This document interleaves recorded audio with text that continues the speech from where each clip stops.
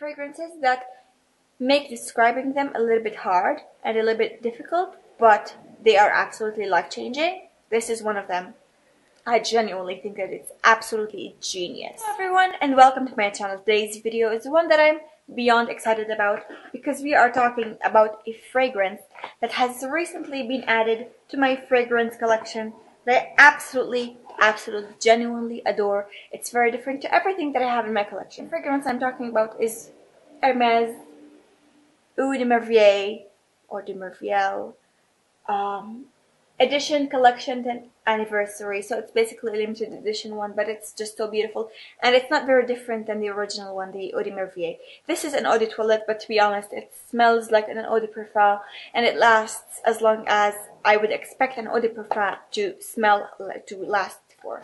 The external packaging is absolutely beautiful. It feels very hefty, and it feels very sturdy. The actual, cardboard feels very sturdy. I love the color combination of white, orange, and silver. It looks very beautiful. And then we open this bad boy up, and unfortunately the internal packaging does not look as good as the external packaging does, at least in my opinion, because as the website describes it, it's supposed to be adorned with irradiant silver edging, which is the one thing that I do not like about this the most. I kind of wanted it to be more blank than it is, because it just looks like it has a lot going on. It has the silver, radiant silver edging. It also has like a silver back with certain star holes in it, if that makes any sense. And then the orange ombre, like the orange with the silver, it looks like there's a lot going on with the packaging, but the packaging is not as important as the actual fragrance is, because the actual fragrance is absolutely divine. I'm going to describe the fragrance, very vaguely, and then get into the actual notes of it. So this is supposed to be an oriental fragrance that is woody, citrusy, fresh, spicy, aromatic, and earthy. And that's all not in my opinion. That's like an actual scientific fact from the actual internet, because the actual internet is a reliable source apparently. So the top notes are bitter orange, Italian lemon, and elemi. The middle notes are pink pepper, violet, and ambergris.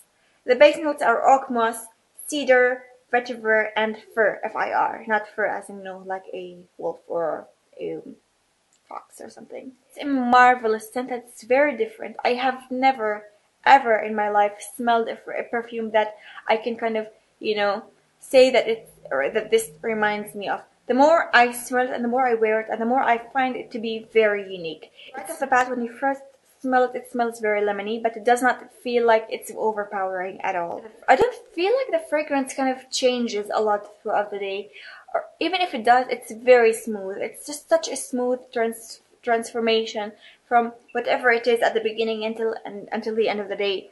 It smells absolutely divine. The scent actually lasts for the entire day, if not until the next morning. I don't know what else to say about this.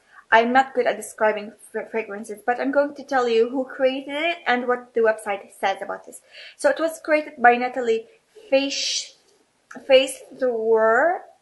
I'm sorry that I'm mispronouncing your name and I'm butchering it, but you are a genius and I love you.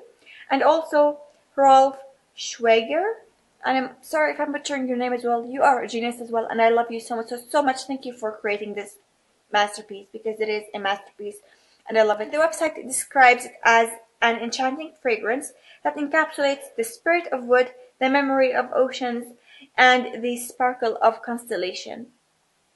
So whatever that means, it only goes to show that this fragrance is enchanting, and I have every right to be absolutely enchanted by it. The juice inside of this smells like the water that unicorns would drink, because it's supposed to be great water, whatever.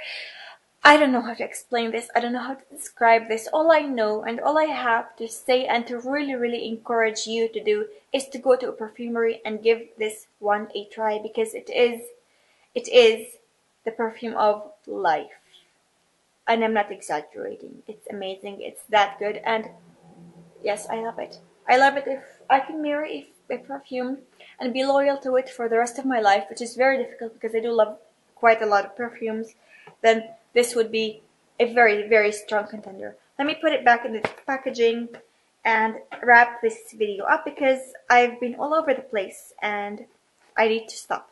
Thank you so much for watching, and if you enjoyed this perfume review, and if you'd like to see more perfume reviews about the ones that I have in my collection, then definitely make sure to leave it as a comment in the comments bar down below, or by clicking the like button. It will definitely, you know, send the same message that any comment would do. I love it and I highly recommend you go and give this a try. And if you have it in your collection and you have not told me yet, then you are naughty and you need to tell me right now in the comments bar down below, because I'm just in love with it. It's so nice. It's such a nice perfume. So again, don't forget to subscribe to my channel, like, and leave me a comment down below, and I shall see you in the next one.